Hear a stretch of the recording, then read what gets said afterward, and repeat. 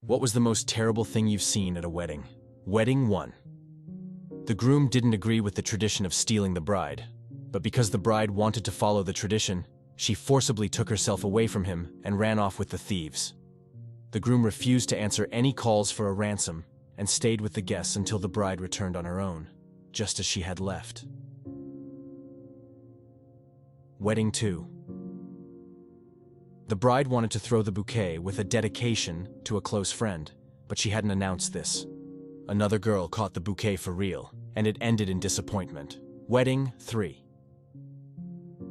The couple invited 120 guests, but only 30 people, including their family, showed up at the venue. The atmosphere was quite gloomy. Wedding 4. The music was so loud that nobody could hear each other. Most of the guests spent the entire time outside. Edit 5. I remembered another awkward situation. At one wedding, the couple had chosen godparents who were quite wealthy compared to them but close in age. The godmother was a real beauty who, despite having several children, looked like a supermodel. At the wedding, she wore 12-inch heels, a multicolored dress, very visible among the other outfits, with a thigh-high slit almost to the groin and a corset that prominently displayed her cleavage. She was a very attractive woman, and when she crossed the room from one end to the other, all eyes, not just those of the men, were on her. Her breasts looked phenomenal under the push-up, her bare back, her legs visible almost all the way up when she took big steps. The problem was that the godmother stole the spotlight, and the bride was very upset about it. In fact, the bride had larger breasts, but her wedding dress was not a sexualized outfit. It was quite modest, without a deep neckline or a bare back. Another issue was that the godparents didn't allow the couple to take photos on their own. They basically held the photographer hostage to take many pictures of them. They considered themselves deserving of special treatment because they were godparents, and in some ways, they felt they should be treated better than the couple. It took a conspiracy between the couple and the photographer to get rid of the godparents and take some photos on their own. Unfortunately, they only managed to do this after the golden hour, when the sun had almost completely set. Additionally, the godparents wanted a special table for their entire family, including parents. I found the behavior of these godparents to be quite horrifying. I've been to many weddings. Most of them were successful, and a few were truly memorable. From what I've heard, I know of one from my grandmother, a rural wedding. The groom ran away with someone else just before the wedding, and the distraught bride swept the entire yard and garden with the wedding broom. And 2 from a college colleague.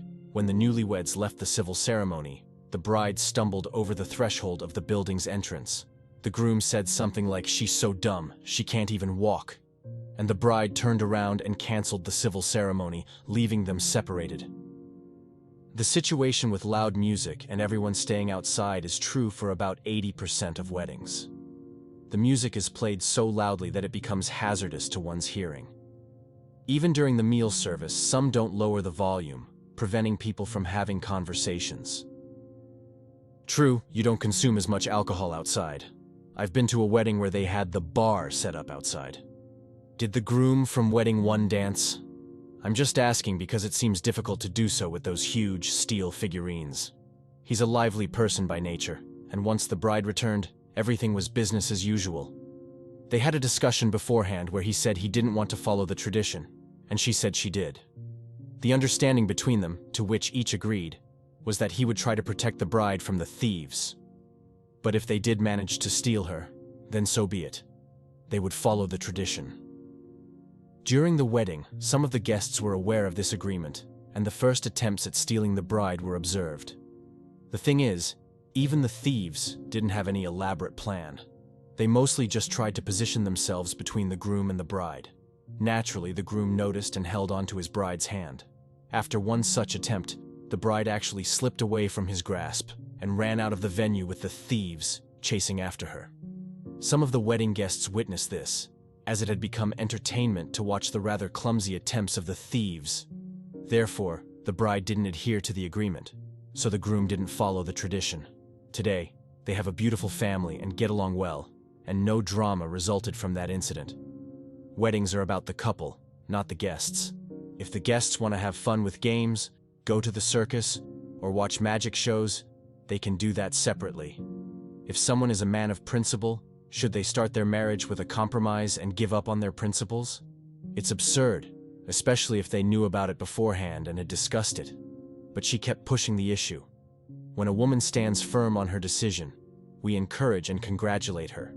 But when a man stands firm on his decision, we criticize him for not being a man of principle. Equality, right? Plus, these are things you discuss beforehand, just like children, dividing finances in the house, etc. Weddings are about the guests, community, etc. Let's not deceive ourselves. If a wedding is about the couple, then why not just have it with the couple and their families, and that's it? Or why don't the couple have it just by themselves?